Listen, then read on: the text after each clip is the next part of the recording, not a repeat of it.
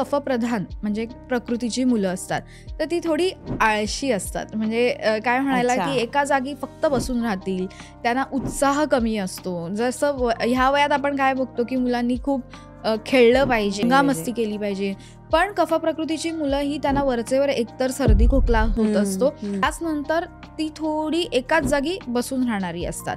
पण त्याचप्रमाणे त्यांची बुद्धी ही चांगली असते, त्यांच्यामध्ये स्मरणशक्ती चांगली असते. सो अशी जी कॅरेक्टरिस्टिक्स असतात ती कफ प्रकृतीच्या लहान मुलांमध्ये दिसून येत असतं.